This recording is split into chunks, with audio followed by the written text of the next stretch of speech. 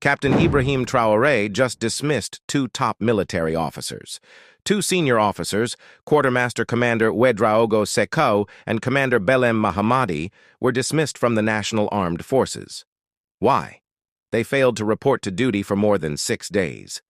This might sound simple, but there's much more to this story. The Burkinabe government is clearly focusing on strengthening military discipline. By dismissing high-ranking officers for such infractions, Captain Ibrahim Traoré's administration is sending a strong message. The armed forces must be reliable, disciplined, and fully committed, especially during times of crisis. This decision is also a reflection of the broader challenges facing Burkina Faso. The country is grappling with terrorist threats, political instability, and economic difficulties. In such an environment, the government can't afford any cracks in its military structure. It's not just about punishing two officers, it's about setting an example. So, who exactly are these officers? Quartermaster-Commander Ouédraogo Sékou was responsible for overseeing military logistics, a crucial role, especially when your country is facing insurgencies. Commander Bélem Mahamady, on the other hand, played a key role in leading troops on the ground. Their absence isn't just a personal failure, it potentially impacted ongoing military operations. But why would officers of this rank disappear for 6 days? Was this just negligence, or could there be deeper political motives?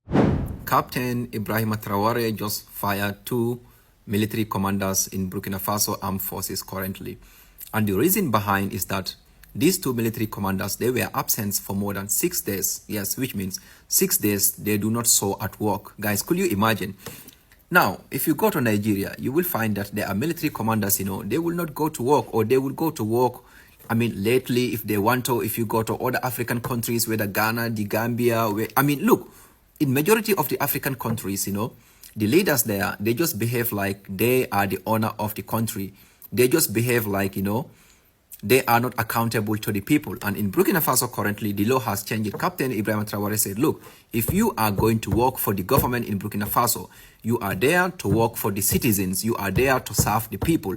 You are not there to buy a luxurious car. You are not there to buy $1 million watch whatsoever. If you can buy that one, your own money, but not from the government, which means corruption as well. So what do you guys think? Do you think that the absence of these 2 military commanders for 6 days should lead them to be fired by Captain Ibrahim Traoré or Burkina Faso government?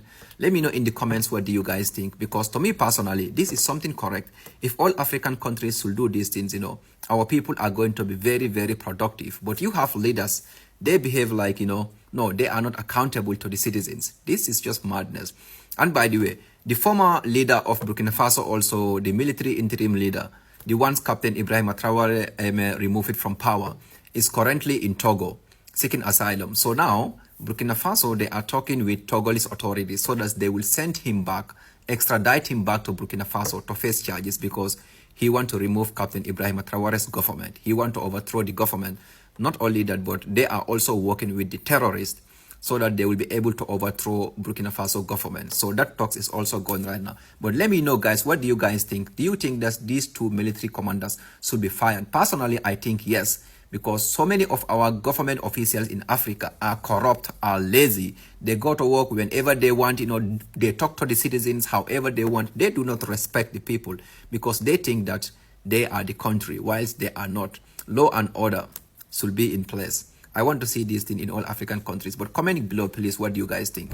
This begs the question, was this just the beginning of a larger effort to purge the military? Remember, this is happening in a country where the military has a history of political interventions. In fact, President Traoré himself came to power in a coup less than a year ago. Could he be looking to tighten his grip on the military, eliminating officers who might not? Or is this all part of professionalizing the army to better tackle the security crisis Burkina Faso faces?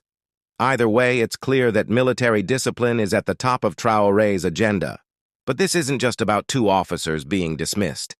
There's another major figure casting a shadow over all of this: former President Damiba. Damiba, who was ousted by Traoré in 2022, fled to Togo after the coup. Now, President Traoré is suggesting he might seek his extradition. While he's been careful to say, "I'm not promising anything," the fact that discussions have resumed with Togo shows there's serious intent.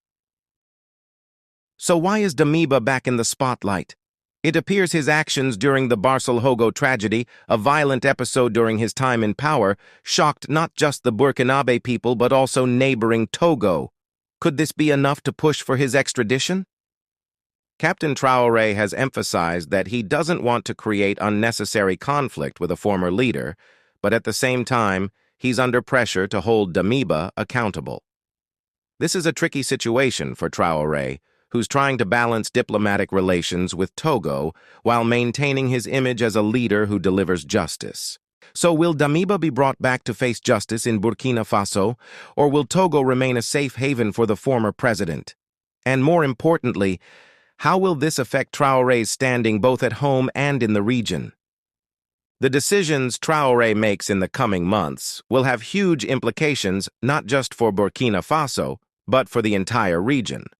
West Africa is closely watching how he handles these military purges, how he deals with Damiba, and whether his administration can bring stability to a nation long plagued by coups and insurgencies. West Africa has seen its fair share of leadership crises, from Mali to Guinea. If Traoré manages to maintain control of the military and address the Damiba issue, he could solidify his hold on power. But any misstep, and he could be opening the door for more unrest. So, where does this leave Burkina Faso? The dismissal of Ouédraogo and Bélem sends a clear message about discipline, but it's also a signal that Traoré is serious about consolidating his power.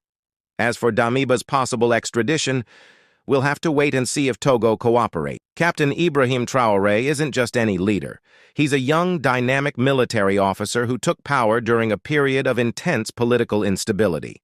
Let's not forget, in 2022, Burkina Faso was reeling from terrorist attacks and dissatisfaction with the previous leadership's inability to secure the country. Traoré stepped in during this crisis, ousting Damiba and immediately promising to restore order. But Traoré's rise wasn't just about removing a leader. He was seen as someone who understood the frustrations of the people and the military. His military background gives him credibility, especially among younger officers and soldiers who were disillusioned by the political elite's failure to tackle insecurity. From the beginning, Traoré has focused on action. He knows that in a country like Burkina Faso, where insurgents threaten national security daily, leaders can't afford to be passive. His approach has been direct: strengthen the military, hold officers accountable, and lead by example. This makes him a strong figure, not just politically but also within the ranks of the armed forces. Traoré's push for discipline is crucial. A strong leader needs a strong, reliable army. The recent dismissal of officers like Ouédraogo and Mahamady is a clear message. No matter your rank, if you fail to meet your responsibilities, you're out.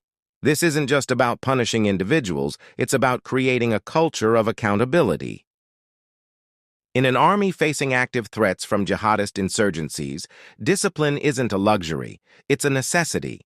Soldiers need to know that their leaders, from the top down, are committed to the mission.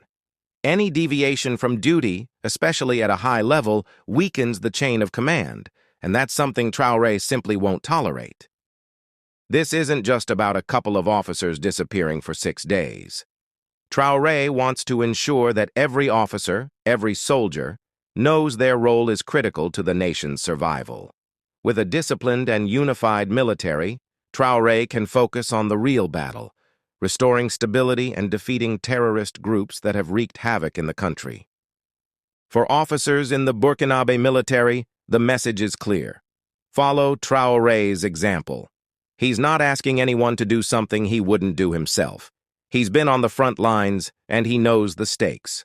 Officers need to rise to the challenge, maintain discipline, and lead their troops with the same resolve that Traoré has shown. This isn't just a one-man mission. Traoré needs a team of committed leaders who share his vision for a stronger, more resilient military. Those who aren't on board or fail to meet expectations will be left behind. And let's face it, Burkina Faso can't afford to have weak links in its military leadership right now. So what does this mean for the future of Burkina Faso's armed forces? It means that discipline, loyalty, and accountability will become the cornerstones of the military. Officers will have to be more than just commanders. They will need to be role models for their soldiers, leading with the same strength and determination that Captain Ibrahim Traoré embodies. In times of crisis, strong leadership is essential, and Captain Ibrahim Traoré has shown he's ready to be that leader. His insistence on discipline within the military isn't just about individual dismissals. It's about ensuring that Burkina Faso's armed forces are prepared to face any challenge.